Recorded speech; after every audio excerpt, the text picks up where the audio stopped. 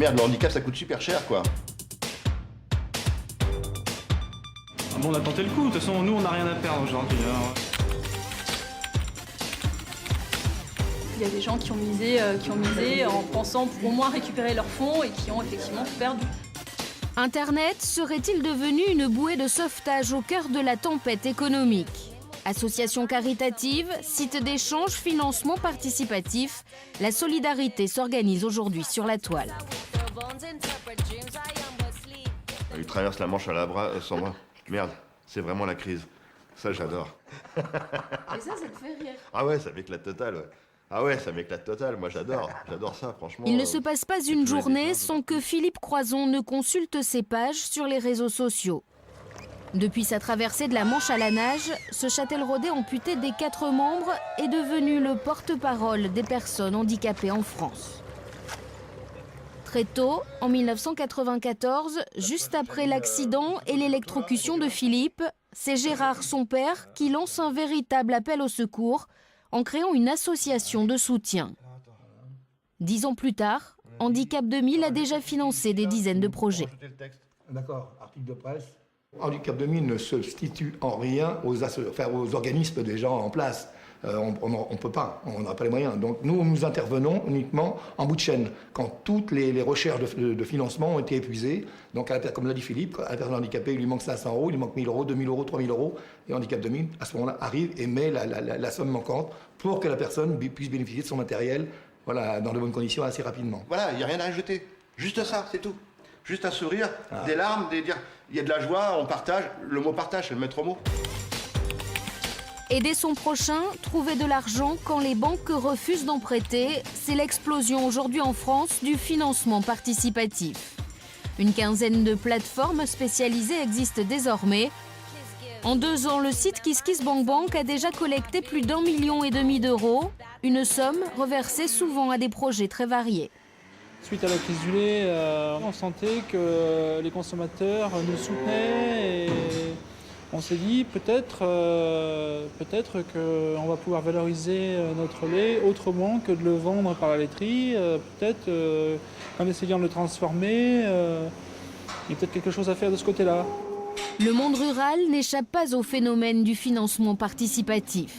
La ferme dans laquelle travaillent Valérie et ses associés est située à Baignes, au cœur de la campagne charentaise. Grâce à Internet, même isolés, ils peuvent potentiellement compter sur des milliers de donateurs. Ça, c'est l'étude, en fait, et c'est ça qu'on veut changer. Donc on veut avoir en plus gros, et ça fera la même capacité que mon cellier froid, là, et pour pouvoir permettre de mettre 40 litres de plus en yaourt dedans.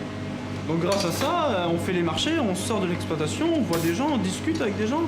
Donc ben voilà, quoi, ça nous redonne envie de travailler, ça nous redonne de l'espoir. C'est une façon d'essayer de s'en sortir, quoi. Autrement, il faut changer de métier. Plus de 2000 yaourts sont produits et vendus chaque semaine grâce au circuit court. C'est la seule solution en pleine crise du lait pour sauver cette ferme.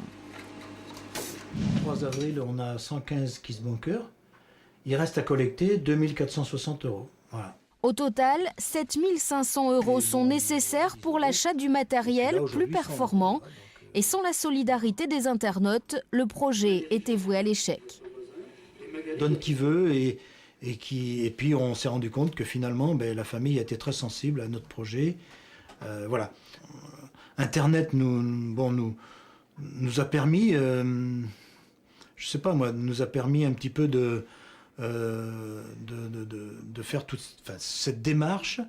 Et puis, par contre, aller voir les gens, ça aurait peut-être été un petit peu plus compliqué, quoi. Des projets qui ont vu le jour grâce à la souscription par Internet, c'est également le fonds de commerce du label My Major Company. Depuis 2009, la maison de disques communique sur ses succès, Grégoire bien sûr, ou plus récemment Irma. Une poignée d'artistes qui percent pour 56 projets entièrement financés en 4 ans. Les internautes souscripteurs demandent des comptes et une égalité de traitement. Émilie avec un Y. Donc Lady, L-A-D-Y? Oui. Non, je n'en ai pas. Impossible par exemple de trouver dans les bacs l'album d'Emily Lady sorti il y a tout juste quelques semaines. Pourquoi 3000 CD de pressés alors que pour d'autres il va y en avoir 10 000? Pourquoi si peu de mise en place? Enfin voilà, on est plusieurs à penser en tant qu'internaute que c'est pas juste parce que les médias sont pas là. C'est pas ce pourquoi on a misé 100 000 €. Je veux dire, c'est pas ce qu'on attendait d'une aventure participative. On voulait être acteur et moteur de la diffusion des artistes. Il fallait faire plus, il fallait chercher des scènes, il fallait pouvoir tracter, il fallait pouvoir aller démarcher les radios locales. Et ça, on nous a pas donné les moyens de le faire.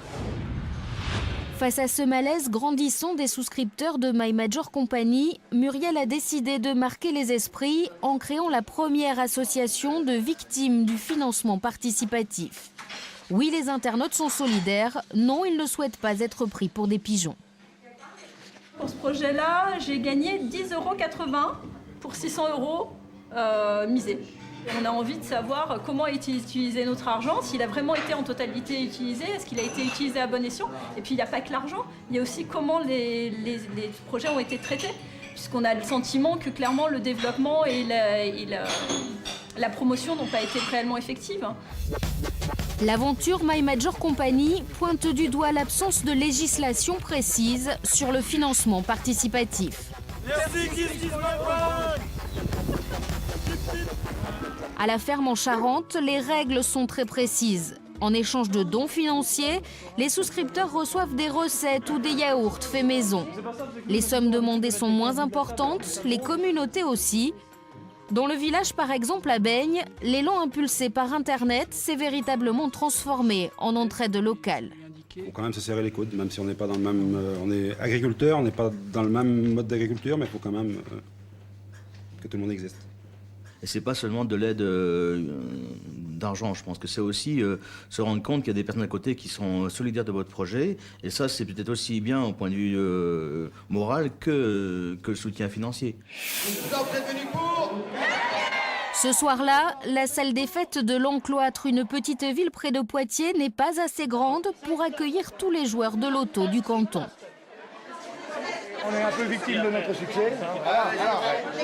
Un loto organisé par l'association Handicap 2000. Sur scène, on retrouve Philippe Croison et Théo, un garçon de 10 ans, amputé des 4 membres comme lui. Il y a plein de visages que je reconnais à chaque fois, qui sont toujours présents. Merci à vous et merci à tous les nouveaux qui sont là ce soir parce que franchement, ça fait chaud au cœur de voir que la solidarité, ça existe dans notre pays. Et on y va avec le 41. 41. Je suis un grand frère et il a une vision sur l'avenir. C'est ce qu'il me disait l'autre jour. Il me dit ouais, grâce à toi, j'ai une vision sur l'avenir. C'est-à-dire que je peux voir ce que je peux devenir plus tard. Ça veut dire que rien n'est impossible. C'est vrai, comme je lui disais l'autre jour, c'est vrai qu'il nous est arrivé quelque chose de difficile. C'est vrai que c'est dur ce qui nous est arrivé. Mais on peut s'en sortir. On peut avoir une belle vie. Il dit que j'ai des questions, tout ça, bah, je peux lui poser. Puis on se prend la poire quand même. Ouais, beaucoup. Et avec les filles, il te donne des conseils aussi? Ah bah ça, alors lui, c'est l'homme idéal pour ça. Hein. Grâce à sa notoriété et à sa présence sur le web, Philippe Croison met aujourd'hui sa générosité et son énergie au service des autres. Théo, je suis heureux, au nom de l'association Handicap 2000, au nom de tous les membres, de te remettre un chèque de 3 500 €.